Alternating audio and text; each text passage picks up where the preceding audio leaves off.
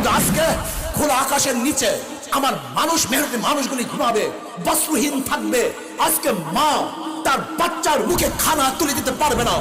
মনোযোগ দিয়ে কথা বলা শুনে আজকে বাচ্চাকে বস্ত্র পরিধান করতে ব্যর্থ হয়েছে তার বাবা। আজকে হাজারো মানুষ তার বাচ্চার মুখে খাদ্য দিতে ব্যর্থ হয়েছে।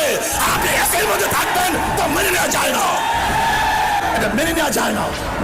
যে দেশের মানুষ মাথা গরম এখনো বস্ত্রহীন চলছে, যে দেশের মানুষ এখনো চিকিৎসাবিহীন মারা যাচ্ছে, মাথা গরম যে দেশের মানুষ আজকে ডাস্টবিনে কাক কুকুরের সাথে খাদ্যের জন্য লড়াই করছে, সেই দেশের টাকা দিয়ে ওখানে মূর্তি স্থাপন করা হলে বাংলাদেশের মানুষ মানতে পারে না, এই সহ্য করতে পারি না।